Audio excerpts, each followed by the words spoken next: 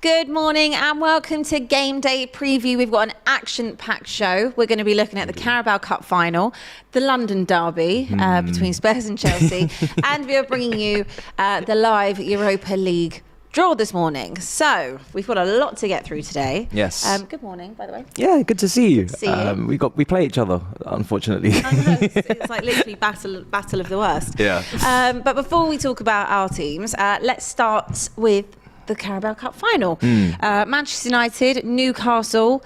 I mean, we know there's no Nick Pope. No. Oh, after what happened last weekend, I'm fuming with him. I'm absolutely fuming with him because, I mean, even without him, they're still going to give it their all. They're still going to be, you know, all of the Geordies are going to be in full force, you know, whether their bellies are out or whatever. And, you know, the cameras are panning and then whatnot. It's going to be a hard fought result for them if they're going to get it. But yeah, that's a big blow. Karius comes in now. And we all know what his... He's not even a Dubravka. And I can't understand this logic. Like, why would you loan your reserve goalkeeper, to another Premier League team? They just didn't see this coming. They didn't see this coming. Like, anything could happen in football.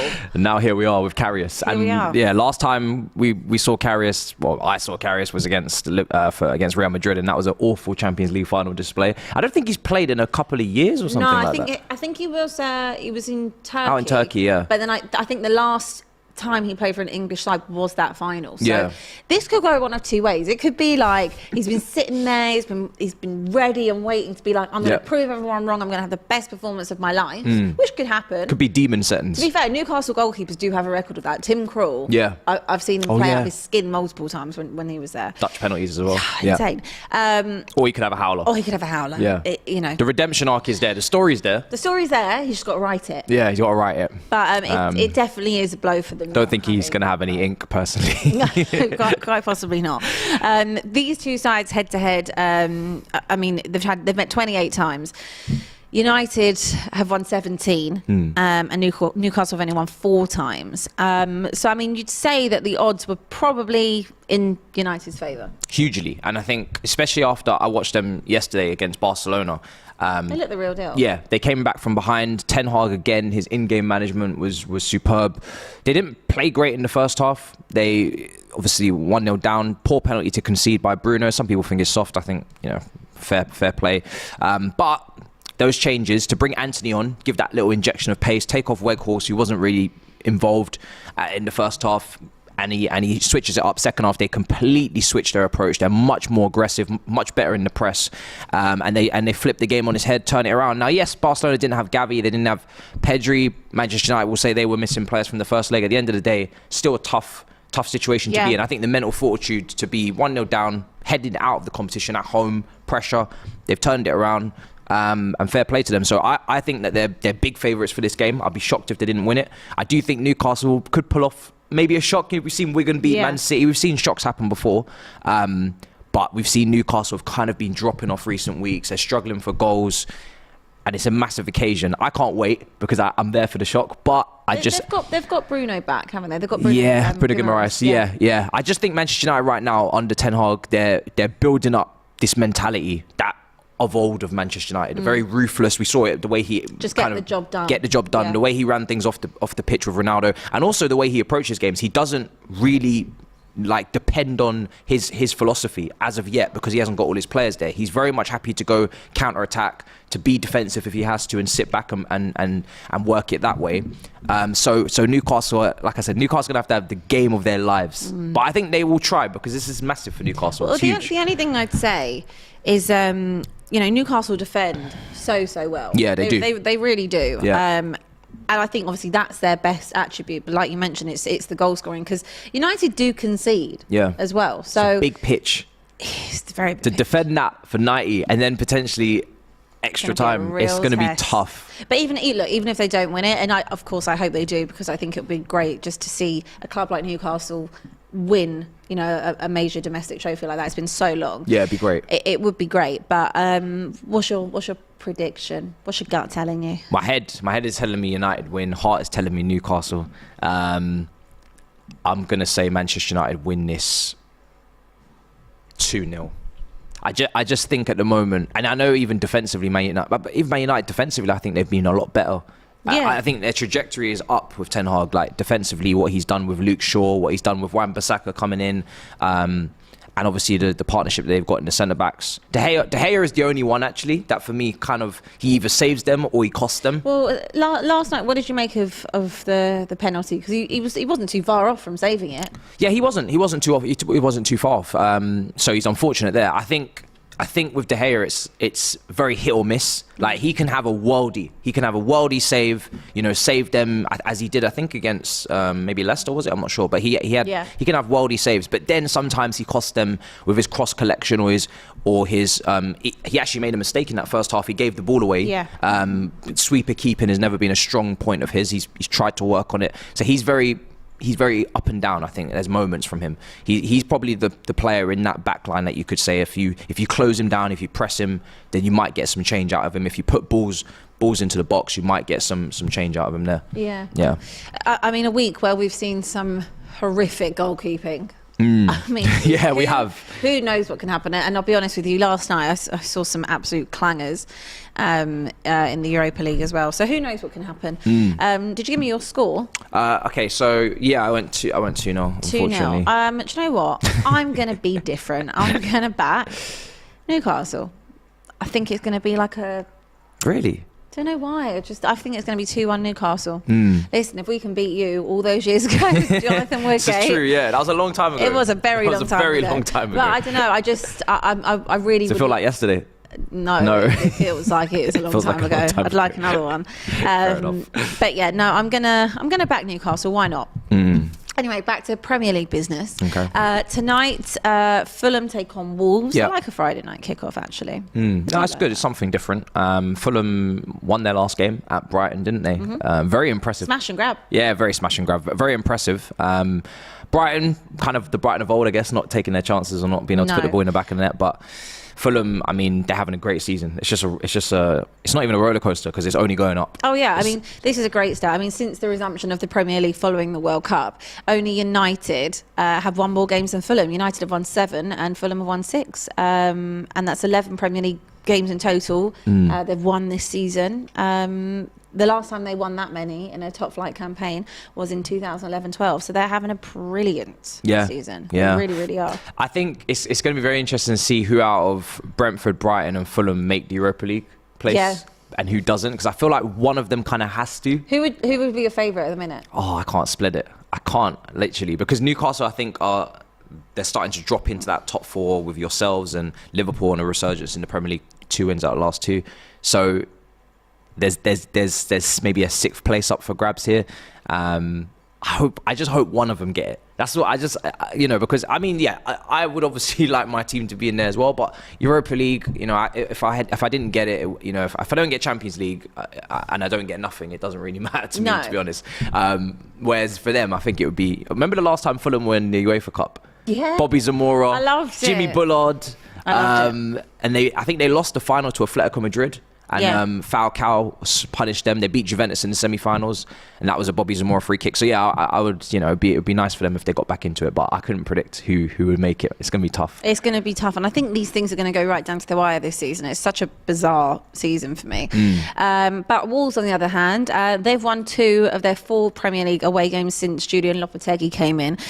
More than they had done in their previous 14 before that. The last time they won consecutive league games on the road was February last year. So they are improving. Obviously, they had that great win over Liverpool a few weeks ago, but again last week just falling short. It's weird with Wolves because they've always got injury issues up top. Jimenez hasn't looked the same since his head injury, which is fair enough. I mean, the fact that he's even still playing football is an absolute miracle. Pedro Neto has obviously been out. They had Guedes, I think, out as well, and they've had a couple of others maybe as well. So it's kind of been Podence and Traore and just a mixture of different attacks. I don't feel like they've ever had an opportunity to gel an attack and really stick to a solid, clear front three and run with it. And we often talk about the big teams not being able to, establish any chemistry or any understanding because there's so much of rotation or injuries. But we don't talk about it for these teams where they have had injuries for the last year and a half or so in attack especially, and they've struggled with that. Their midfield on paper is strong with Moutinho and Nunes and Neves and all these guys, but and you know, the defence, they've lost Cody. So it's been tough for Wolves. I do have some sympathy for them, to be honest. Yeah, I agree with you. What's your prediction for this one? I think I'm going to go over 1-1. 1-1. Yeah. Yeah, I think that's a bit of a fair result. Yeah, I'll probably sit on the fence. Yeah, I think that I probably lean to the side of a draw. Yeah. As well on that. Yeah. Right, moving on. West Ham, Nottingham Forest is on Saturday.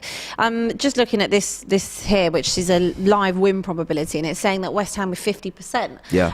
To Forest 21% and a draw at 27%. But I'm thinking, how could you be backing West Ham with a 50% win ratio? West Ham have to win this game. Oh, absolutely. They must. But can they win this game? Forest. Do you know what? Maybe not. Forest are in. Yeah, they're in decent form. Yeah, they're in good form. I think since the I guess if you're looking at the first half of the first part of the season, obviously they were struggling to integrate the 30-odd players, etc. But recently it's starting to all come together now, and they're starting to build up some nice form. They're sitting at the top of the relegation pack, you could say. They're 13th in the table. Yeah. 5 points separates them and West Ham. So West still Ham are more in work to 18th. do. Yeah, there's definitely work to do, but you know, I don't think you can write Forest off. No. They'll see this as an opportunity to put some serious daylight in between them and West Ham. If they can win this game, they're really pushing for safety now, and they're really pushing and making a statement. Because West Ham are very much in that battle. Gone are the days of me thinking that West Ham's individual brilliance is going to get them out of this, and they're going to firmly put themselves in a comfortable position in the table. I think West Ham, if they don't sack Moyes, I think this is where they are for the rest of the season. They're in this fight. So then, if you sack Moyes, and there's nothing to say that they won't sack Moyes, I think that it's been hanging on by a thread. Yeah. But who do you bring in? I mean, we sit here and we have these conversations, I guess week in, week out, but none of us can come up with a definitive answer as if they sack David Moyes, who comes in? When Lawless was on the show, West Ham fan for Tottenham West Ham watch along there on the Sunday where they lost 2-0, he was talking about maybe Michael Carrick. But Michael Carrick is doing such a good job. Vincent Kompany. and so is Vincent Kompany. Why would they want to leave Burnley and Middlesbrough when West Ham is on the way down? I would say the reason why I would disagree is because I feel like West Ham, with the quality of the players that you have in that team, they're on the way down due to their own demise, and maybe due to David Moyes not being able to kind of adapt or tactically get the best out of some of those more technical players. He's more of a Fellaini, a Tim Cahill manager. He's not a Paqueta and a Scamacca. But with those managers, and Michael Carrick, I'm going to lean back on because I haven't been. In Middlesbrough, I know they're in great form, and they've kind of gone from a relegation battle to promotion chase. But I've not seen any Middlesbrough games. Whereas Burnley, because Ian Maatson plays there on loan from Chelsea, I've seen bits and bobs, and it seems like as if he's doing very well, and I think he was doing very well in Belgium as well. Those type of managers who maybe want to play on the front foot, want to play a particular brand of football, they will probably do very well with this West Ham team.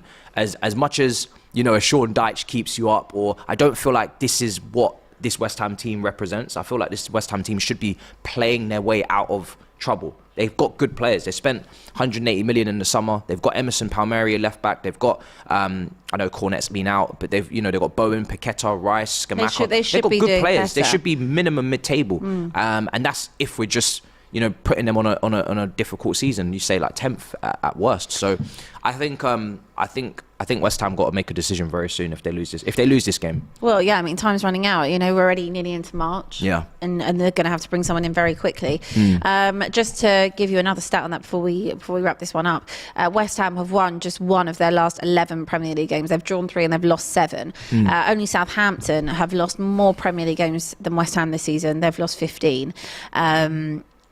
Yeah, I mean, you think about how well they performed in the last few seasons, and about we talk about cycles and other teams having cycles, and maybe they were semi-finalists of the Europa League last year, lost to Frankfurt, I believe, and that was due to a Aaron Cresswell mistake. Could have made the final, and if they played Rangers, I would have said West Ham for the win. So West Ham could have been in the Champions League this season. That's the fine margins, it's the fine margins between them being in the Champions League this season and them now being in a relegation battle. Like, football's crazy. Football is absolutely mad. All right, give me your prediction for that one, please. This is where I completely dump on everything I've just said with West Ham. You're calling this a West Ham loss. I'm gonna give it a draw. 2-2. 2-2. Okay, Yeah. I'm going to go with a 1-0 Forest win. Wow. I am. Let's just quick read through some chats. Wheezy F Baby says Declan Rice is overrated. West Ham are finished. Rashi 10 says Fellaini would start in the Chelsea midfield. Would you take Fellaini? No. Where's Fellaini now these days? Who's he even play for? God knows. I think somewhere in China, right? He's not a bad option off the bench, to be fair. I mean, you don't need any more players. And if you guys at Chelsea are looking for What do you Fellaini... mean? We're starving. Yeah, right. Okay. Right, let's move on. Leicester take on Arsenal. Leicester, they are baffling me these days. They absolutely killed Tottenham 4-1 a few weeks ago. And of course, last week they lost to United. But they had chances. Yeah. In that game, Yeah, they did, off, yeah. and I think David De Gea absolutely kept them in it. They're a bit of a mixed miss bag for me, Leicester. Yeah. They really are. I mean, they're 14th in the table. They're on 24 points. So, again, they could easily get sucked into a relegation battle. Yeah. But they aren't at the minute. And in comparison, you've got Arsenal, who again had a run of a few bad results, and then last week at Villa, they were losing, and then it all kind of turned on its head, and then it's all happy days again, and that they are to the top of the table. Yeah, I mean, to start with, Leicester, Crystal Palace, and Aston Villa. Those three teams don't even bother with predictions because anything can happen. Win, loss, draw, it doesn't matter anyway. They're not getting relegated. They're not going anywhere Europe-wise. They're just hanging around. They're just chilling. They're vibing. Every single season you get these teams, 3 or 4 of them in the Premier League that are just vibes. Their safety is secured. They're not getting Europe, so they're just doing whatever. And it's tough. I don't know how you motivate these teams, personally, if you're those managers, but you've obviously got yourselves into this position by playing well in the first place and not being down at the bottom. So, yeah, when it comes to these teams, anything can happen any given weekend. They got good players. If they turn up, then they can cause upsets, but you know, even the week before, Leicester conceded 4 against Aston Villa, was it? Yeah. And that was one of the... You know, and then they scored 4 against Tottenham. Yeah. And then, then they go on and lose again. So it's an absolute mess. But since Maddison's come back into the team, they've been very exciting. Oh, and Ian Acho as brilliant. well has been playing well for them. So, yeah, I'm thinking that there's definitely goals in it anyway. Yeah, I think there's definitely goals in this game. No, they can't. But Leicester, they've lost more Premier League games from winning positions than any other side this season. And on the flip side, no side has won more games from being behind this season than Arsenal. So it's definitely an interesting game. I mean, Arsenal, of course, are going to be looking to try and extend the gap. Yeah. I believe it's only 2 points that separates. Game in hand, is it? Yeah, it's 2 points with a game in hand Yeah. for Arsenal. So, of course, City slipping up last week at Forest allowed them back into the driving seat, but they're going to want to be stretching that, aren't they? Jorginho, an Italian stallion at the Villa. It sounds like Love Island, doesn't it? Yeah. It's ridiculous. I'm still fuming. I'm not gonna lie. I'm still fuming. No, but fair play to Arsenal. Big win, 4-2, and to be honest, to get a late winner as well, it's going to do massive for the morale because they were coming up against adversity. They had been going on a bit of a winless run, and they needed that win at Villa Park badly, and they got it done. Massive goal from Jorginho, and the fan base, I don't know, they were probably very 50-50 on Jorginho, so that moment again galvanizes, gets them behind the player, and that's only good going forward for them as well in terms of that. And then sucker punch Martinelli because Martinez decides that he's going to play games. Again, this is what I'm talking about with these teams. Aston Villa's, Leicester's, these teams are not serious. Your goalkeeper's growing up. He hasn't been instructed to do so. I get you on a last-minute equaliser, but the chance of a goalkeeper scoring a goal from a corner is like 0.01%. I mean, Alisson did it. But Alisson's done it. One. And any other examples? Literally none. There's no other examples from like this decade. And it's like, 4-2 and it's job done. I think with Arsenal, it's going to be very interesting to see how they manage this with the Europa League. Obviously, we have the Europa League draw coming up later on in the show. Manchester United obviously winning yesterday. Depending on who they draw, if they were to get Manchester United, that would be great. Yeah. That would be insane. But what do they prioritize? What do they value in terms of importance? We know that they're out of the FA Cup. They let that go. So I think Arsenal, when the Thursday nights come back, I'm interested to see how they juggle it. Yeah, I think there's going to be a lot of games coming thick and fast to them. What's your prediction for that one? Oh, they can't get United. Oh, okay, that's a shame. That's a shame. Well, after the next round. Yeah, that's a shame. I would have liked to have seen that. But yeah, I guess you can't play the same team in your country after the next round. After this, after the round of 16. So we have to wait to the quarterfinals. Which you'd expect them both to be in. Yeah, you'd expect both of them to be in. Yeah. Depending on who they draw. I think I will go with an Arsenal win, definitely, because Leicester can't defend. 3-0 Arsenal. Okay. I'm going to back Leicester. Actually, maybe I shouldn't. Maybe I should back Arsenal. Because usually when I back a team, they don't win. You're trying to do reverse psychology? To do some reverse manifesting in the world. I'm gonna just say Arsenal win, but underlying it's really a Leicester win. Let's just have a look at the poll. You can't do it. I can't. It's the poll we're running on the cup final. Who do you think is going to win? 71% of the vote said Manchester United. 28% of the vote says Newcastle. But who knows? I think I don't know. I feel like there could be some magic in it. Don't know. I'm not. No, you're not buying it? No, I'm not buying it, man. I'm not buying it. All right, moving on. Leeds taking on Southampton. This really is a relegation battle. Yes. This is 19th versus 20th. They've currently got 1 point that's separating them. Leeds finally appointed a manager. Yeah. They did. Do you think that's the right manager? Do you know what? When you've got yourself to this point in the season where you're sacking, and obviously Southampton, I think, have just confirmed they're going to stick with the manager that beat us last week as well. Yeah, I think so. So there's been so many changes at the bottom. I don't think I can say it's definitely the right move, because kind of everybody down there's changed manager now. Yeah. Outside of Sean Dyche, he's the only one that for me guarantees safety. He guarantees it. I know for a fact they're staying up. Everton, I'll put everything down on it. Yeah, 100%, because I just feel like Sean Dyche has just been there, done it, and he's got the stamps. And I feel like as well, Everton are very set up for that defensive performance and just going, route one, long throws, crosses into the box, set pieces. They're just perfectly set up for all of that. So for me, I think they're the only team that definitely stay up. Southampton obviously won at Chelsea last week, and they didn't even move off the bottom of the table with that win. They won, and they're still bottom, which speaks volumes, I guess. But I've seen Southampton now beat us. I've seen them beat City. I've seen them draw with Arsenal. Southampton actually are a decent side when they get playing. So it's kind of a bit surprising that they're actually bottom, but they are where they are for a reason. The table doesn't lie. But yeah, this is a massive game for both teams. I don't even know how you can even split them. New manager bounce could be there for both of them, I guess. Yeah, well, he is confirmed. Ruben Sellers, he is confirmed until the end of the season as Southampton manager. So both teams do have a manager now, which is more than we could say a week ago.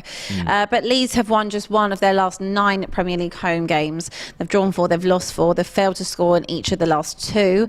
The last time they went 3 games without scoring at Ellen Road was back in January 2004. So this is a very big game. It's high stakes, this game. Really high stakes, because it is still tight down there, but these are the ones you've got to be winning if you're going to stay up. Both teams need to win. People are saying new manager bounce. I mean, both of them is technically new manager bounces. I'm going to go with a Southampton win. Oh, do you know what? It's Leeds at home though, isn't it? With that crowd at Ellen Road, you'd expect... No, I'm going to go with a Leeds win. I'm going to go 2-1 Leeds. Okay. I think this could be 1-1. Yeah? Can't really split the sides. Can't. I didn't want to go with another draw. No, you don't want to sit on the fence. That's okay. Yeah. We've, as I said earlier, been running some polls for you guys. So let's wrap some of those up. We did a poll on Arsenal-Leicester.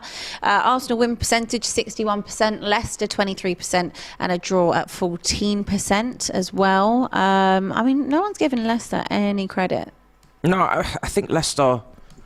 I think Arsenal right now are too focused on their objectives and too serious now after that win against Villa to be dropping points to Leicester. I think it would be really poor if they drop points to Leicester, considering what Leicester are doing at the moment. Yeah, true. They're so inconsistent. And also we ran a Leeds-Southampton poll as well. Leeds win 53%, Southampton win 23%, and a draw at 22%. I'm surprised how much people are backing Leeds. Yeah. I really am. I think it's just because Leeds they got the home advantage if the crowd, the crowd should get behind them. Big game, opportunity to send somebody potentially further into trouble.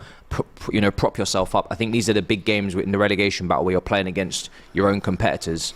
It's almost double points because now you're firmly putting them in the mud and you're putting yourselves in a better position. And the points gap, I don't know what it is at the moment, but last time I checked, it's 5-6 points and it's a big cluster of teams in it. So yeah, I think. I mean, genuinely, when you look at it, 20th place Southampton on 18, Leeds 19th, 19 points, West Ham 20 points, 18th place, Bournemouth 17th place, 21 points, Everton 21 points, Wolves 23, Leicester 24, Forest 25th. 25. And 25. Yeah. So there's really, up until I'd actually kind of say 10th. Maybe Villa in 11th. There's 10 points that separates Villa in 11th. Yeah. So Southampton. You put together a couple of wins and you'd be flying. That's exactly what Forest have put together a couple of good results and they've put themselves in a good position. So yeah, Leeds have to win this at home especially. Yep, you are right.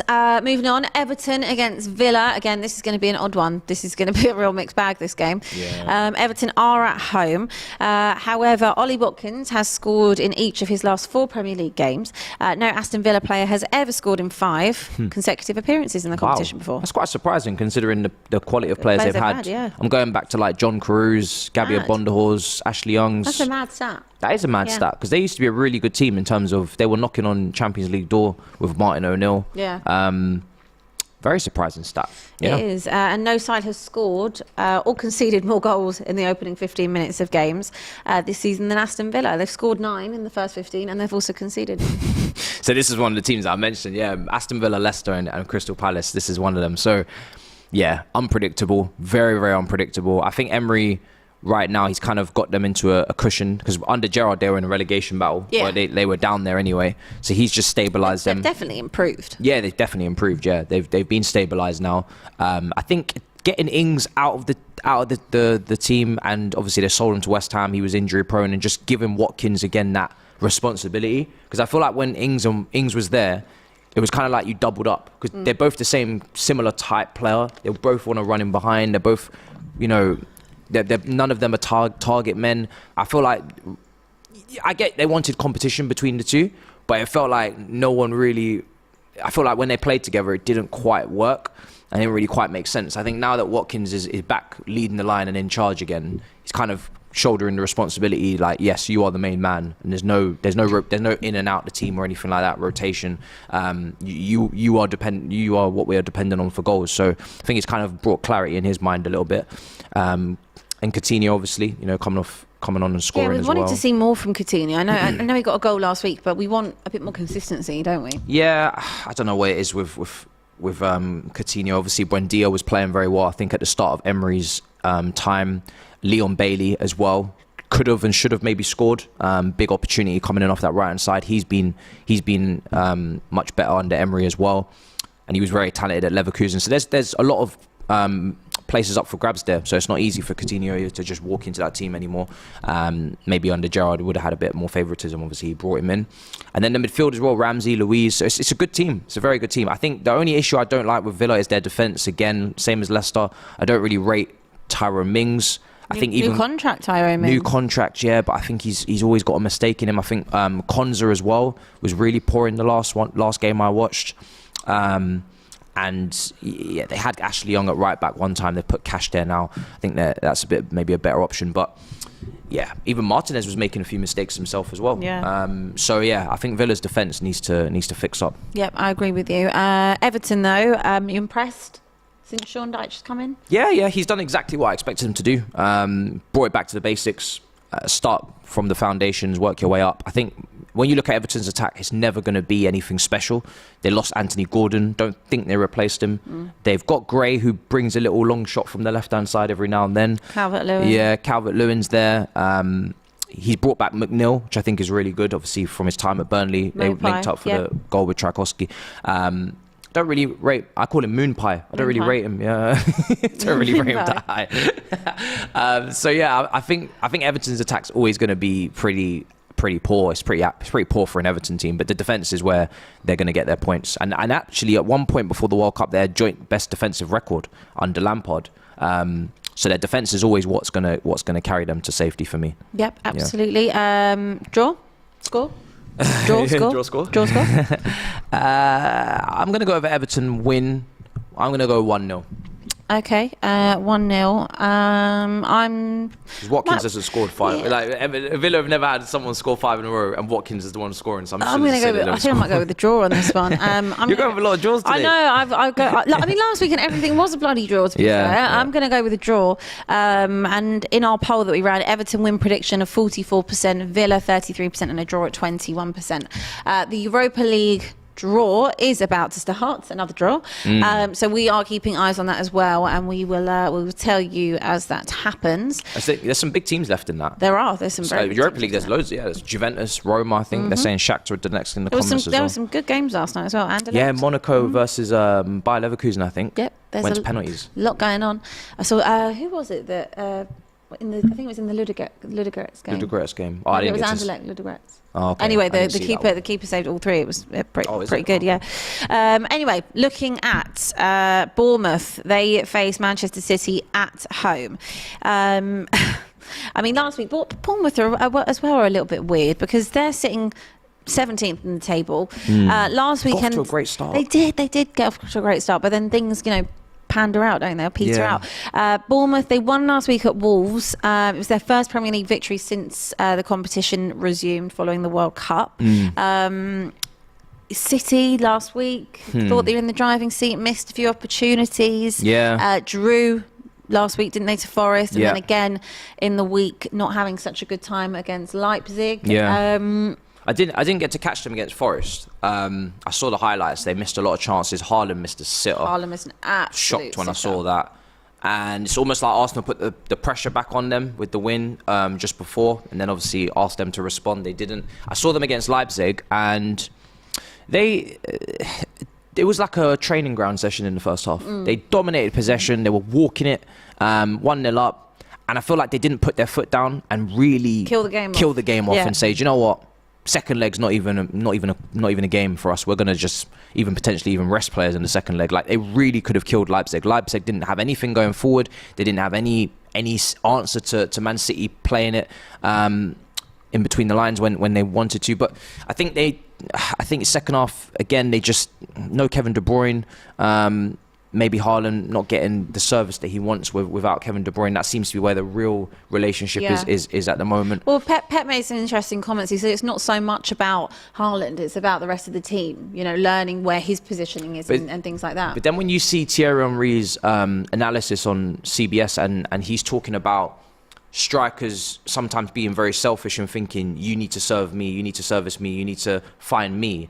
And what he was saying that when he was under Arsene Wenger, he had a similar mindset until he realised that as a striker, especially in the modern era where you are asked to do a lot more than just score goals, what weaknesses do you have in your game that you could potentially work on, and what things do you need to do to help your teammates out so they can connect with you a bit better? And that goes from everything to hold up play and link up play to potentially making certain movements in the box if certain passing ranges are not there, or running the channels, or whatever it is. So I do think it's not City's fault and it's not Haaland's fault. I think it is a combination between the two, which is obviously a very boring answer for most people. But I think when someone scores the amount of goals Haaland scored and breaks, potentially going to break the records he's going to break, you can't say that Haaland is doing poorly or is the problem. But at the same time, City have won a title without him, and they're currently second. Yeah. So there has to be questions. There has to be a bit of give and take here. Yep. Bournemouth, though, have never beaten Manchester City in 17 previous league meetings. They've drawn 2 of those, but they've lost 15. It's the most one team has faced another team without ever winning in English Football League history. Wow. So that sets this up nicely. Yeah. Damn. What do you reckon for the prediction on this one? I mean, City have to win. They have to win. You don't want to give Arsenal any more leeway. You don't want to give. I know Man City fans are kind of saying that, we're just toying with Arsenal.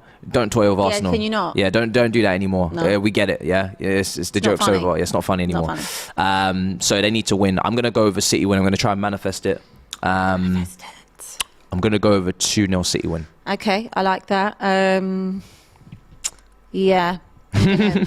It's like I don't want to say it out loud, but yeah, I'm backing you as well. You're backing this, yeah? Yes. It has to happen. Yeah, it has to happen. As we mentioned, we are monitoring and waiting for the Europa League draw to happen. Teams that are left in the draw, just to run you through them, is Arsenal, Fenerbahce, Betis, Union SG, Real Sociedad, Feyenoord, Freiburg, and Ferencvaros. And we also have the unseeded side, which is Manchester United, Juventus, Sporting, Lisbon, Shakhtar, Union Berlin, Leverkusen, Sevilla, and Roma. German teams, first of all. Union Berlin. Joint top of the Bundesliga with Dortmund and Bayern. Yeah. Unbelievable.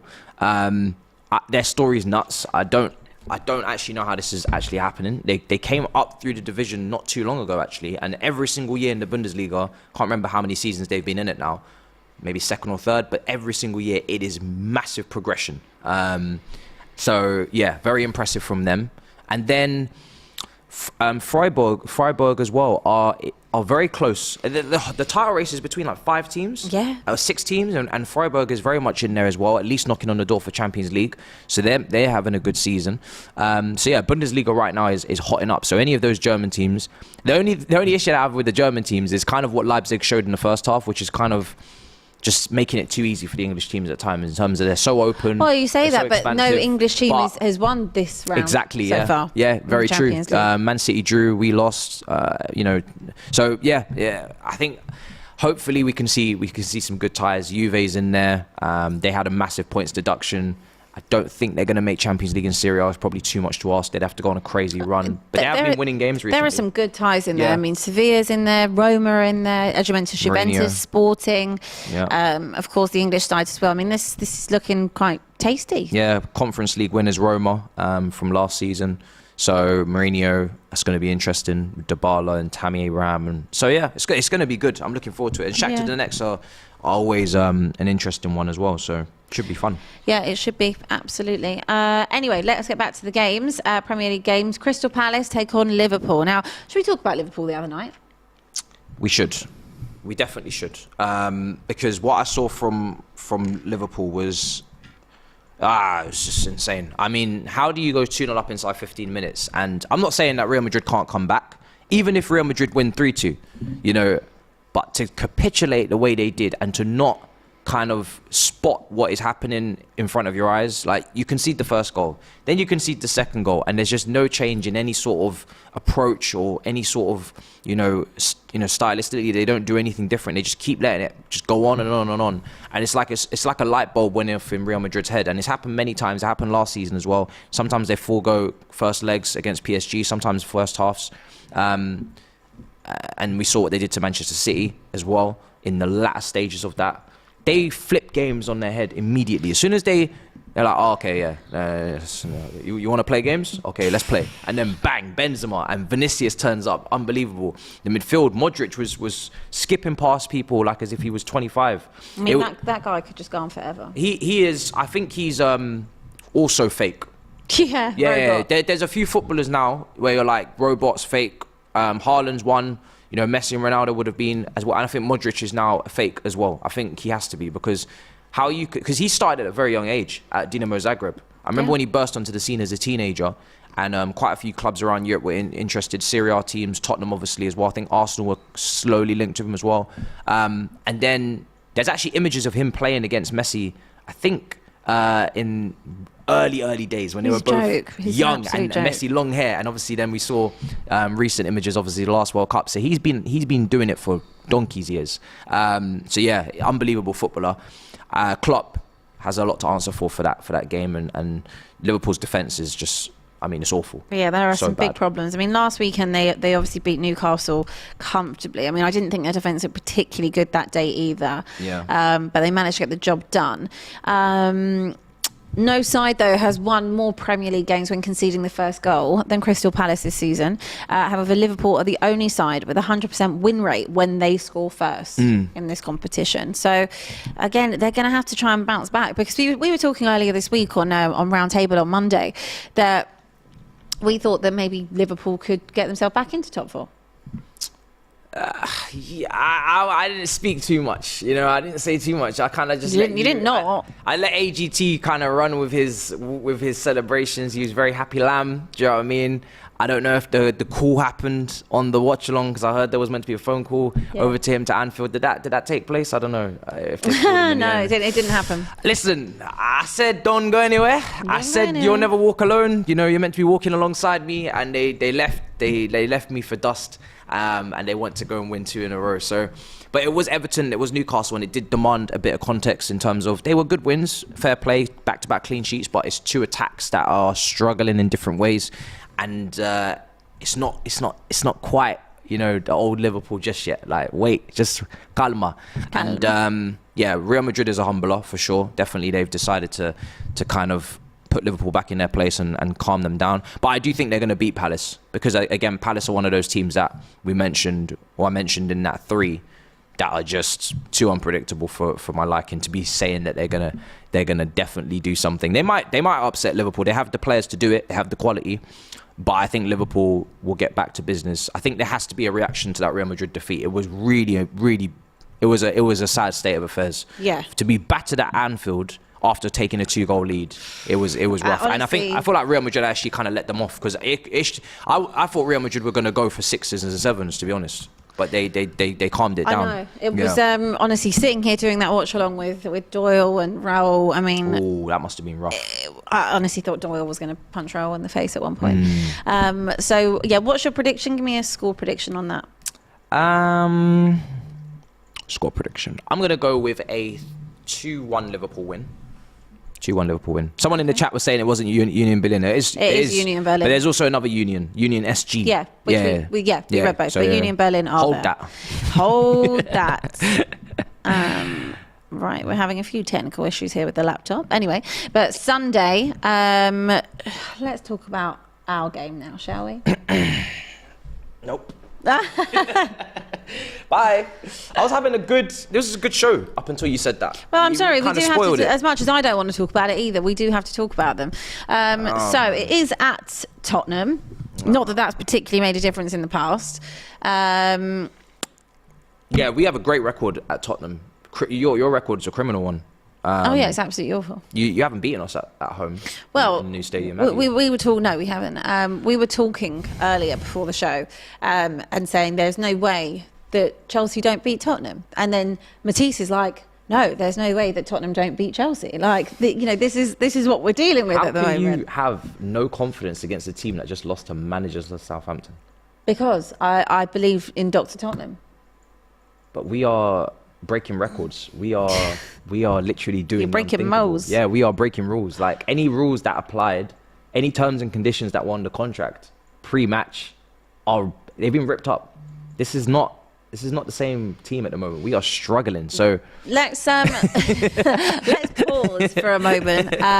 Let's pause for a moment while we go and have a look at the draw. We're going to pick back up in a second. But yeah, we're looking at the group winners. Let's see who gets drawn out first. Keep us posted in the chat as well in case you're ahead of us. Let's see. But group winners. Let's see. Union SG. Okay. They are facing Union Berlin. What? That is Battle of the Unions. Wow. What a union it'll be. That's crazy. That's crazy. That's great. Yeah, I don't know what to think of that. I don't know too much about Union SG, but I'm looking forward to seeing what they've got. Yeah. Unions all around. Okay, so that is the first one in today's draw. We have Sevilla up next. Ooh, the Europa League Kings. Kings of the Castle. Who would you like to see them get? So they're the unseeded team, are they? Yes. I wouldn't mind like Arsenal maybe. They can get Arsenal, Fenerbahce. I think it's Feyenoord as well they can get. Let's have a look. I mean, they're the Europa League Kings. They really are. I think they've won the competition the most times. Who's your favourite to win the competition? That's a good question. That's a very good question. Oh, that's a good question, Abby. Yes. I think I'm gonna. Oh, Okay, so it's Sevilla against Fenerbahce. I'm not gonna say Arsenal because I think their minds are on Premier League. Man United's minds are not quite on Premier League. At least that's not that's not what I get from their fan base, at least. And I don't think their mind is on Premier League as much. I think they're kind of just seeing how it goes, take it game by game. Whereas Arsenal are in it, in the thick of it. But if Man United keep winning a couple more Premier League games, then they're going to be in it too. United could have a brilliant season. They really could. That kind of leans me to say neither of them are favourites. In my head, I'm just thinking someone else has got to win this purely because they're Premier League. Because there's going to be so much going on. Yeah, so much going on. Yeah. Okay, Juventus. Oh, if they get Arsenal, that's big. That's big. Yeah, that could be a big game. Tasty tie. Or United. They can't get no, United. they can't. No, that's yeah, if they could get Arsenal, I mean that's a brilliant. They've dropped tie. out of Champions League, haven't they? Let's have a look. I think they can get Arsenal. Drum roll. Juventus docked 15 points in Serie A, but in a good winning run at the moment, I think. Oh, they have got SC Freiburg. That's a good game. Freiburg. That's a good game. Nice. They're having a good season. Yeah. Juventus have had a tough season. Yeah, do you know what? Despite the dock points, I thought they would kind of just fall apart and just finish off mid-table and not really give it any effort. But they've been winning games recently. They're on a good run in Serie A. But I think this is too much to overcome, to be able. Yeah. Okay. Who's this? Bayer Leverkusen. Where are they in the Bundesliga? Are they part of this rat race? I mean, there's a lot. There's a lot of teams in there. There's a lot going on. There's you've got the top three: Bayern, Dortmund, Union Berlin. Then you've got Freiburg in there with. Who else is in it? No, they're not having a great season. They're sitting 10th. They're the Chelsea of the. Why? Why not? Why? I'm way too nice to you. Pain in my chest. Heartburn right now. If only I could read that far as well. Oh, they've. Yep, it's Leverkusen against Ferencváros. Oh, okay. I'd love to know. What country is that team from? No. I think it's potentially Portuguese. Oh, it's Portuguese, isn't it? Yeah, I think it. Hungarian. Oh, is it Hungarian? Hungarian. Miles off. It was given Portuguese. It was giving Portuguese vibes. It was giving Portuguese vibes. Oh, there's Portuguese. Lisbon. Okay, Sporting Lisbon. I think Benfica 5 points clear of Porto in the Portuguese league, so I don't think Sporting are maybe not in the title race. Highly recommend anyone to go to Porto if you've never been. Really? Lovely, lovely city. They face Arsenal. Ooh. Lovely away day in Lisbon. They should handle that. Yeah, I'd say Arsenal are firm favourites. Yeah. Firm favourites. Absolutely. Sporting Lisbon, I mean, they did beat Tottenham, but again, not much to go by. Not much to go by. Yeah, they were in your group, weren't they? They were. That was a tight group. Yeah. Went to the last game for everyone. Manchester United. Who could they get? They can face Betis, Sociedad or Feyenoord. So, I mean, to be fair, all of them are looking at decent. Betis, Sociedad would be the team. That would be the toughest out of those because Sociedad are doing very well in La Liga at the moment. I think they're third last time I checked. But you'd back Man United for all of them, yeah. Same as Arsenal. Okay, they face Betis. I'd say Man United should have that. They should. Oh, yeah. They should have that. At the moment, I'd be backing United to pretty much beat anyone the way they're playing. They're in good form. If they stay clear of injuries to Rashford, in particular. Well, I mean, even so, last night Rashford wasn't on the score sheet. Yeah. Still getting goals from Anthony, still getting, help from Fred. Yeah. For me, it's about keeping, someone like Casemiro fit. Roma. Jose Mourinho looking for back-to-back European titles, They maybe. can face Feyenoord or Sociedad.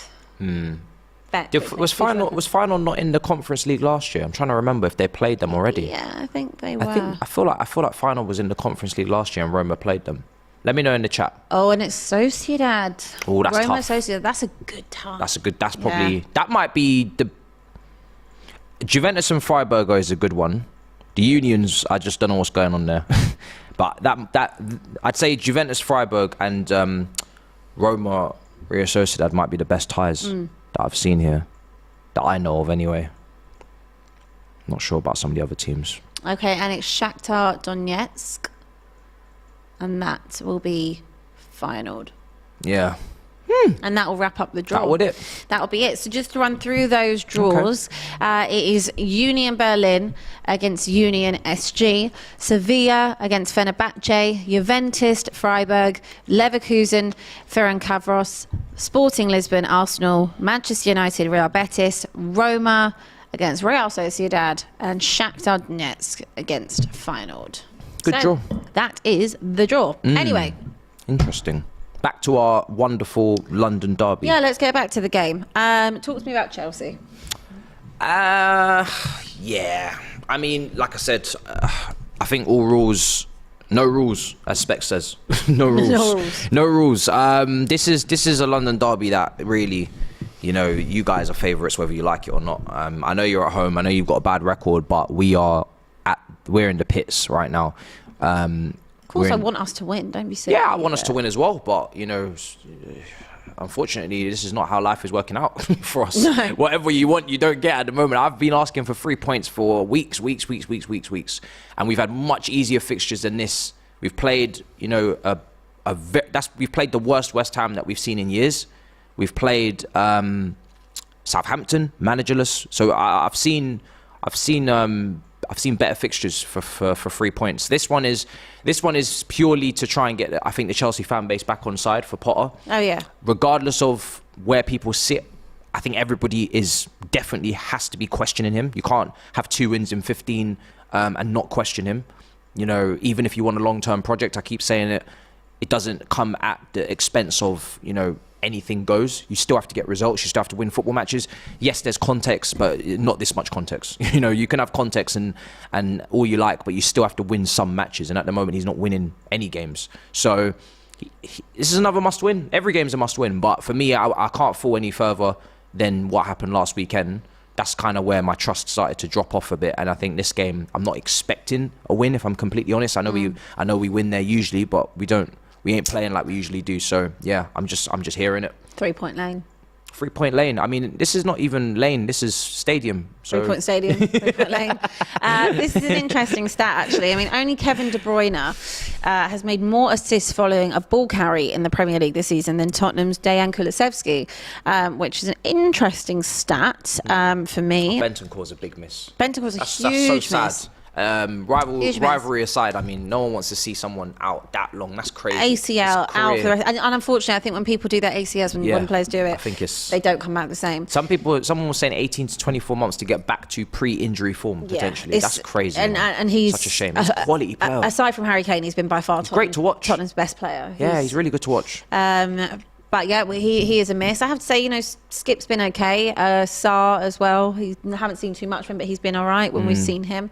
Højbjerg, again, great ball in last week for the opener. Yeah. Son scored off the bench. Son did score. Son his statistics is better off the bench for goals. 100%. For me, I would keep him on the bench every game at this moment in time. I think you have to. And actually, there's a stat here for it.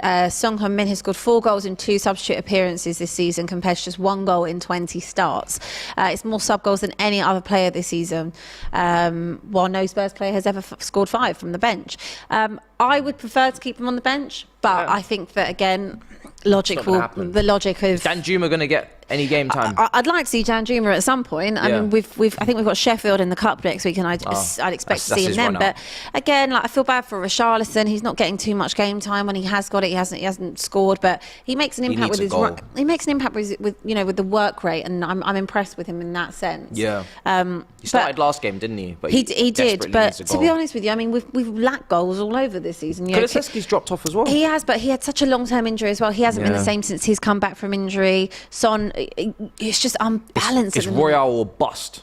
Chicken fillet Royale is on a everyone madness. knows how critical I've been of Emerson Royale. That chicken has been marinated. I will give him his flowers at the moment. He has been seasoned. I mean, he's trying to play like prime Cafu Spiced. at the minute. But what annoys me with players is how you can be so awful, dreadful for a year and a half, and then you sign Pedro Porro, who had a terrible debut, but I do believe he's a good player.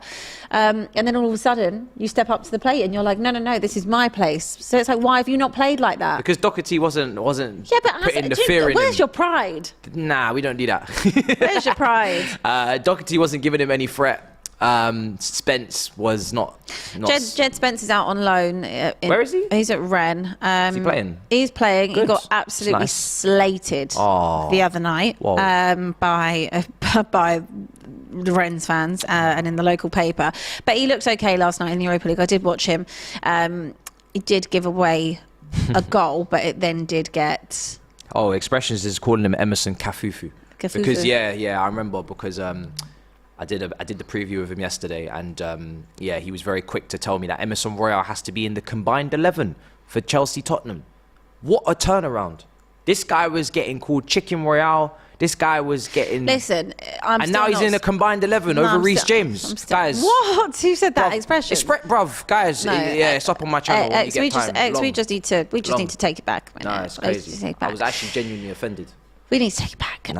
We have run a poll on that, and it's currently Spurs sitting at 37%, draw at 36%, and Chelsea at 27%. But that could change. Realistically, what do we think for this game? Who do you think you're going to play? What's your lineup? Well, someone said Reece James is injured. I mean, unless something's come out in the press conference, he was rested against Southampton, medical precaution, along with Silva and loads of other players. So as far as I'm aware, he's not injured. For us, we've got players coming back left, right, centre. Kante is back in training. I don't think he's available for this. I wouldn't be playing him in this purely because you'd be risking injury again. Zakaria's coming back. So I can't even keep up. Like, we got 35 players, or 34. Actually, officially, we got 34 first-team players. Every day we have to go and every game we have to go and see who's available, and it's long. We just put a scroll bar at the bottom and we let the people read, because I'm not going through all that every day. But yeah, I think it's a 0-0. To be honest, I'm not gonna lie. I think there's no build up to it. It's like when we played Liverpool. No one even knew it was happening at Anfield because it was the battle of the mid-table. You guys are actually pushing for Champions League. We're currently fourth place. Yeah. So with a win, Newcastle and United are both not playing this weekend in the Premier League. So if Tottenham can get a win, it will take them to 45 points. It will be 4 points behind United. They'll have a game in hand. And Newcastle will also be 4 points behind us with 2 games you in guys hand. have a real... This is a real chance. And it is. It's a real chance to try and maintain this and get a little bit of a gap between themselves and Newcastle and the rest of the pack, but whether or not they can do it is a different thing. Do you think you could get top 4? Or are you too broke? Have you been broken by this team too much I'm broken. Yeah, I am actually going on Sunday, but you're going. You're going for this? Going again? do I think we can get top 4? I do. You could, yeah. I do think it's not. It's a possibility. Yeah. Do I think we're consistent enough to get it? No. No one is, though. That's the thing. No one will be consistent. I've seen it every single year for top 4. The last place, or even sometimes the last 2 places, nobody wants it.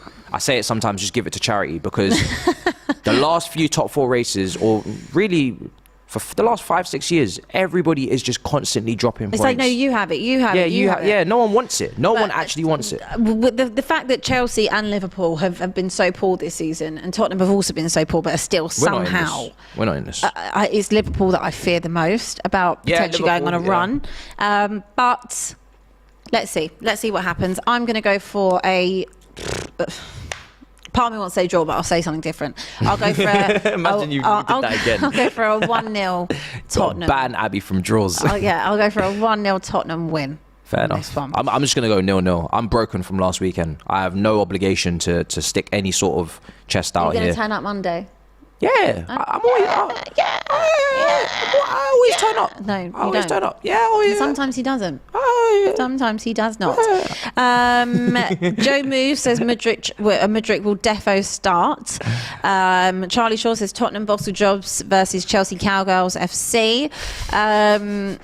Also, I think Stellini's still in charge as well. Yeah. Yeah. I mean, you got 2 for 2, so that's also worrying. I'm not gonna lie, that's actually a factor that's playing on my mind. Is that the fact that he's got 2 and 2, and he's managing They again. play much better when Conte's not there. They do. So there you go. Psychro says, if Chelsea lose, I worry for Potter. You don't worry already? Listen, I was worrying last weekend. Now I'm just numb. I don't feel too much. I'm sure I'll feel something in my watch along for Spurs, but I'm pretty numb right now. So he's already in trouble. You should already be worried for him, 100%. So it's crazy, and that's actually nuts, because this board have done everything to kind of like back him and push him in the direction of success. Obviously, he's going to need more time, you would say, to really make foregone conclusions. But if he keeps losing, his job will be untenable. I think if this was anybody else, he would have been. If this was previous, he would have been gone by now. So the fact that he's we're only just saying we're worried now is crazy when you look at the record. But I'm hoping that he gets out of this. People ask me all the time, are you Potter in, Potter out? I was very angry after Southampton. I said that he should just resign, because I just want the pain to end. I do have massive question marks. I have lost a lot of trust and faith in him with some of his decisions.